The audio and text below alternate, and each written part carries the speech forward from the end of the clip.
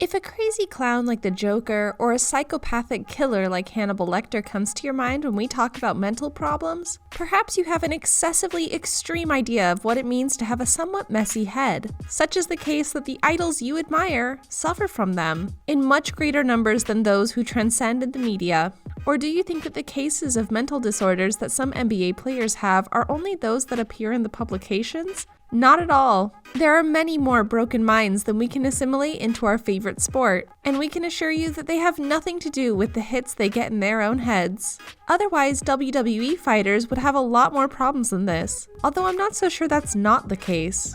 Do you want to know what the most important cases of mental problems are in the NBA? Well, then stay until the end of the video, and not only will we tell you some of the names that will leave your mouth open, but we will also give you a percentage of bouncing sick minds. The Kevin Love case. Some time ago, Kevin Love came clean in an article in the Players Tribune that he had suffered a panic attack at a game.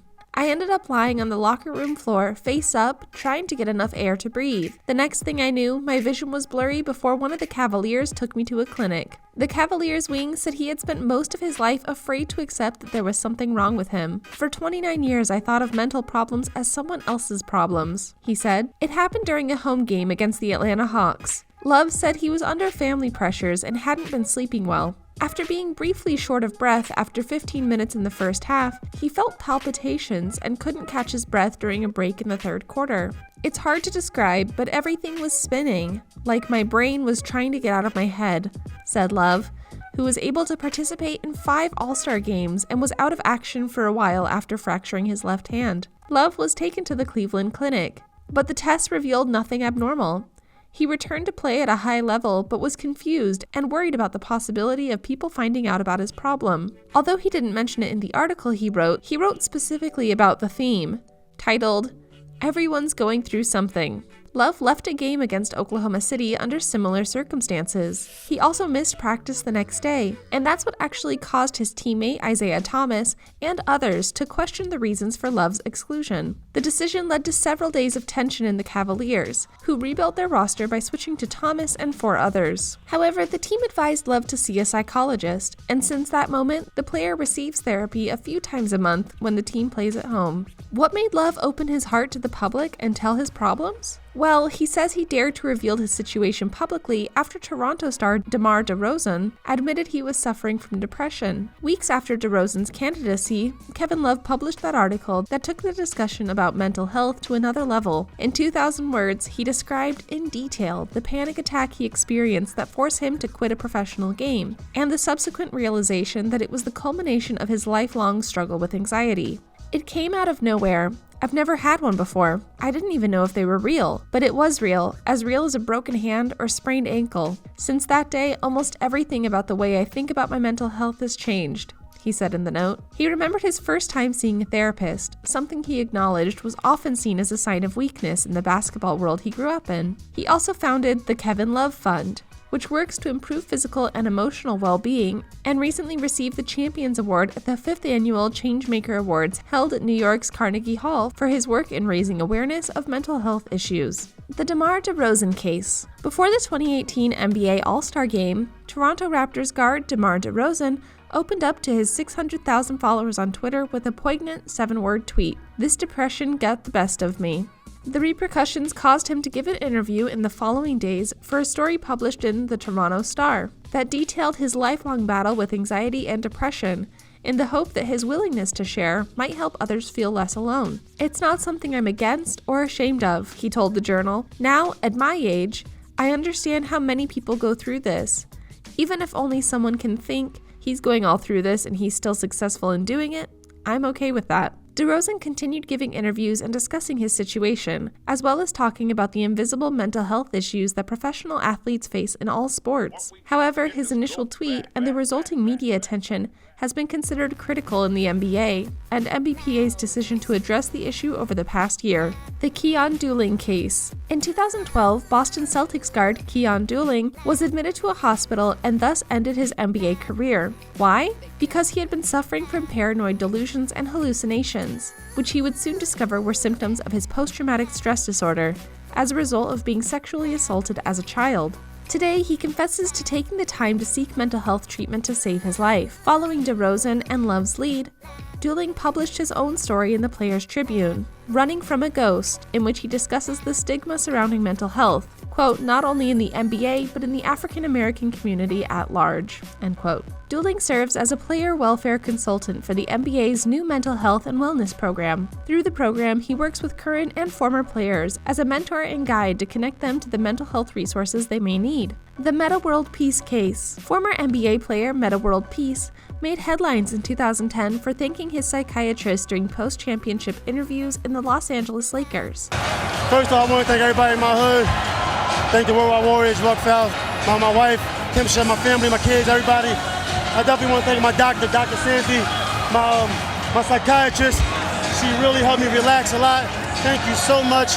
And has since continued to advocate for greater awareness of mental health issues. Peace raffled off his championship ring to raise over $500,000 for nonprofit mental health organizations, and was recently honored by the Chicago School of Professional Psychology during the 2018 Social Leaders Award luncheon for his ongoing contributions in the field of mental health and the community. A new documentary about his life, Quiet Storm, the Ron Artest story, which touches on the theme, recently won the award for Best Documentary at the 2019 Santa Barbara Film Festival. The Paul Pierce Case. I Fought a Year of Depression. In September 2000, Paul Pierce was stabbed at the Buzz Club in Boston. He recovered in time to play the season, but the event left him with many emotional wounds. I was stabbed 11 times. I felt trapped. I couldn't go anywhere.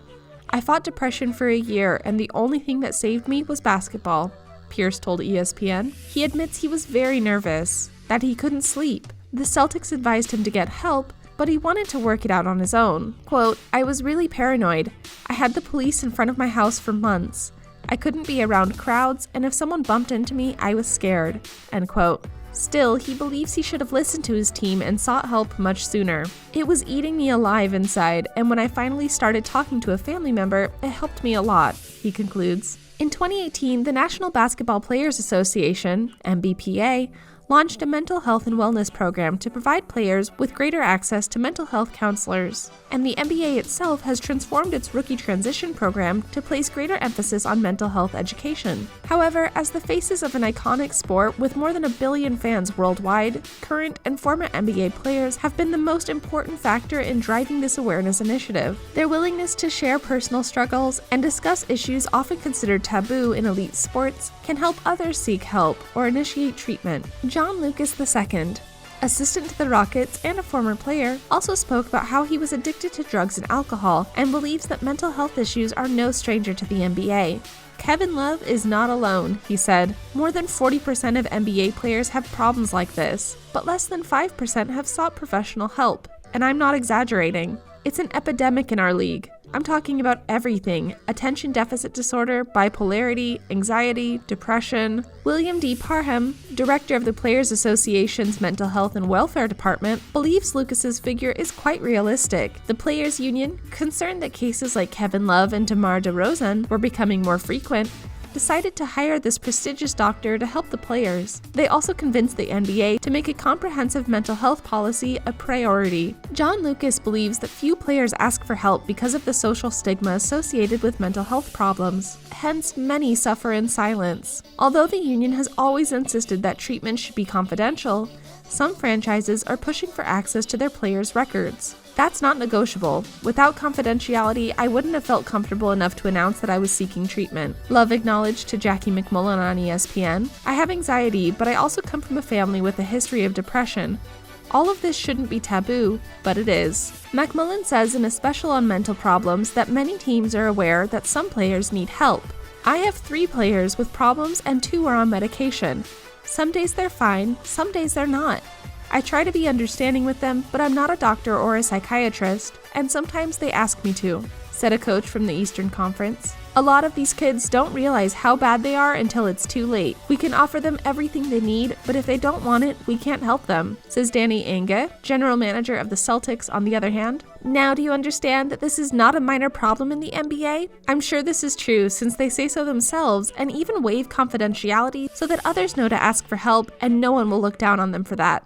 So don't. We hope you enjoyed this video, and if you have someone that could be struggling with mental health problems, don't forget to check up on them. Thanks for watching our video. See you next time.